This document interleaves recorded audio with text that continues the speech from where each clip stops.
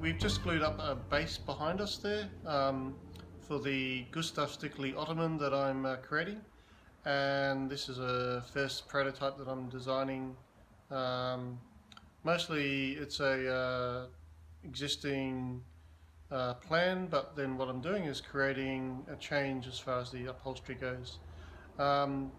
This particular piece is very hard as far as the joints go. It's quite advanced joints, but it's been good fun. I've enjoyed making it. I've just started doing these videos today, as you can see, so bear with me.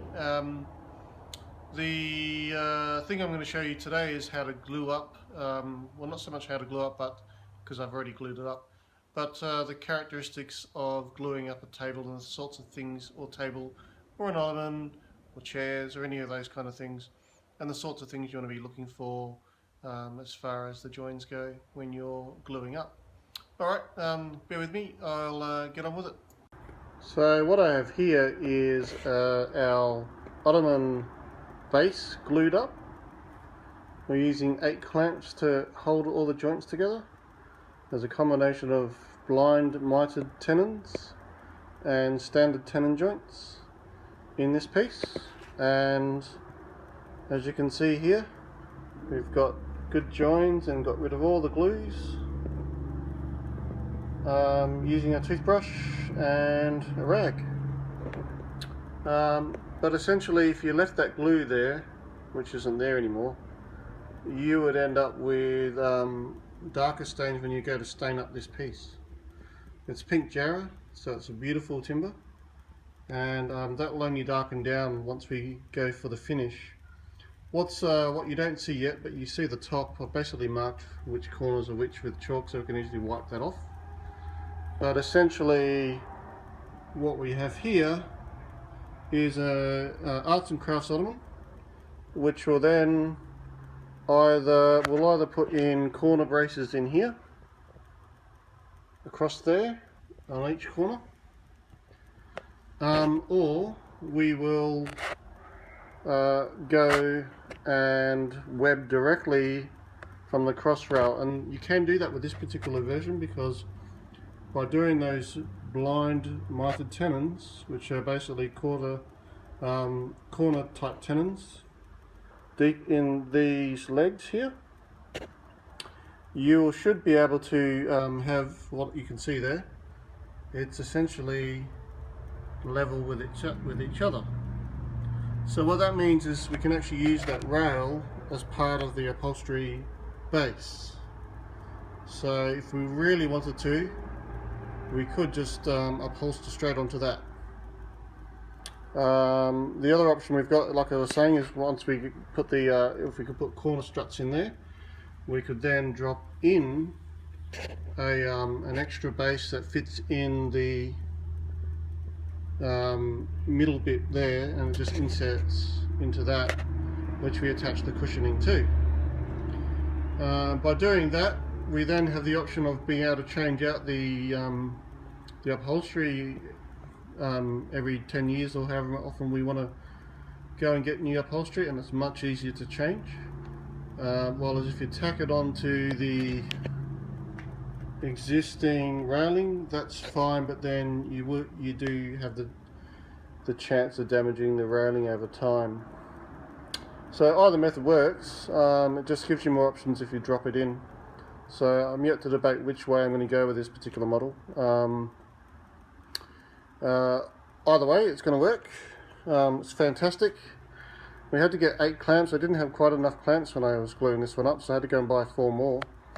But now I have all the clamps, as in quite large ones too, actually.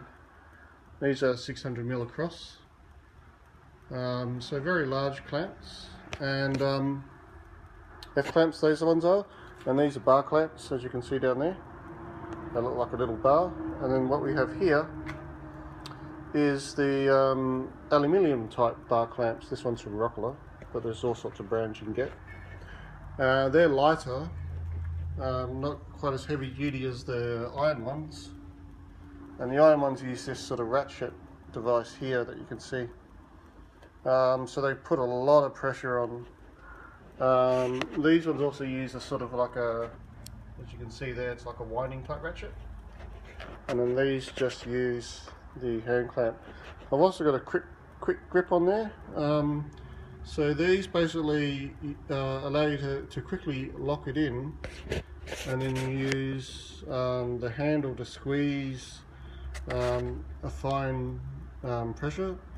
The only thing with those is, even though they do apply a lot of pressure, it's not quite even. So you have to be exact with your where you put your clamps.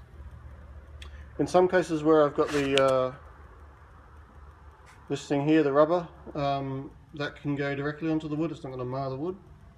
In other cases, and sometimes I've done it anyway, where you've got these little circles, it tends to be too much pressure in one spot, so I tend to put wooden blocks in. But also I do it here, as you can see there, for the bar or sash clamps, as they're sometimes called. And then you can see there, metal on wood wouldn't be good, so that's why I've got an extra bit of wood there. And so that table has been pushed together. We started off hammering it in, and then we got the joins. The amount of pressure that the clamps apply just joins it all together quite nicely. It's a tight fit, but I designed it that way. I didn't want too much, so I didn't use a lot of glue, and that's why there's not a lot dripping out of the slots there. But it's enough glue that it's going to be strong enough to hold it all together. And this should last 20 years, this particular arts and crafts style ottoman. You might call it a footstool, but the difference between a footstool and an ottoman, I think, is that a footstool is typically without any upholstery and an ottoman's with upholstery. So when this gets the upholstery on top, it'll become an ottoman, which is what I've called it. If you've got any questions, leave them in the comments below. I'll answer them as best I can. This is this is pink jarrah, if I didn't say that already. Such a lovely wood, very tough hardwood. It's a West Australian timber. It looks a bit like mahogany, but it's harder than mahogany.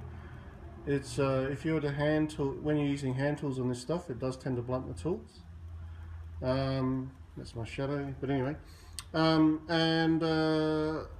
So yeah, if you're doing a lot of hand tooling type work, you probably wouldn't want to work in this timber too much.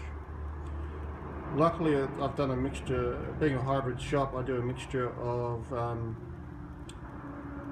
machine work as well as hand tools. I do the hand tools to do the fine tuning, and I do the machine work to do the bulky, heavy duty stuff. Anyway, and so what you'll see here with this particular model is the rails at the bottom aren't level, and obviously at the top they are, and I explained why before, why they're level at the top, but they don't need to be at the bottom, and that saves us a whole extra hassle of trying to line up mitre joints, which have to be exact, otherwise they don't fit in the hole, which these ones I had to make sure that they're exactly within, you know, 0.5 millimeter,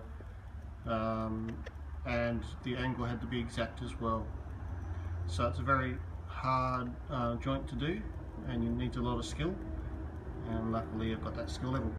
Alright guys, I've just shown you the characteristics of gluing up a ottoman in this case, so it could be a chair, a table, or anything that uses mortise and tenon joints.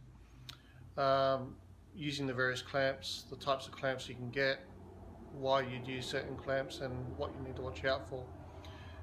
Moving along, what we're now going to do is just pull apart the clamps and take them off and show the finished piece. So here we go.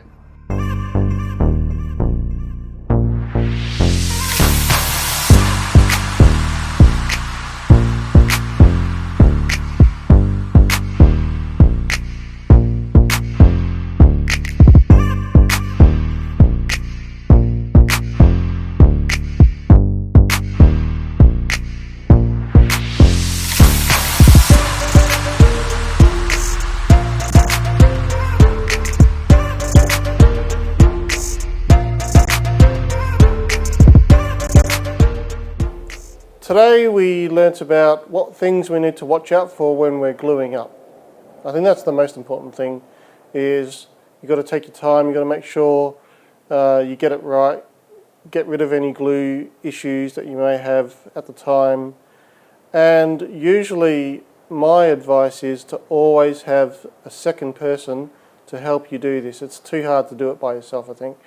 You can do it by yourself, but you're having the issue of not being able to do it all at once, and so you may end up with running out of time as far as your glue goes. So the first thing I would say is find a helper to give you a hand, teach them what to do before they do it, otherwise they'll get stuck, and you don't want that during a glue up. And then at the other end, you also want to choose a longer setting glue for your wood glue. You don't really want fast dry gluing for this kind of process where you've got a lot of joints to glue at once. And then finally, you saw how we added the clamps and make sure you got the spaces there so that doesn't mar the work. Use a toothbrush that's wet and a wet cloth, and then also a dry cloth just to get seep up any water spillage if need be, and have it all to hand. That's the other thing, is if you don't have all those tools to hand, you're going to have to go run and get it, and that's eating into your dry up time. So the glue will take about, if it's a long setting glue, usually it's about anywhere from 20 minutes to 45 minutes if it's a really long setting glue. If you've got short setting glue, you've got basically 5 minutes at the most, and in some cases some glues can dry as fast as 2 minutes. You really don't want those short drying glues. You want the long drying glues, the ones that take about 20 minutes to half an hour to 45 minutes depending on the weather.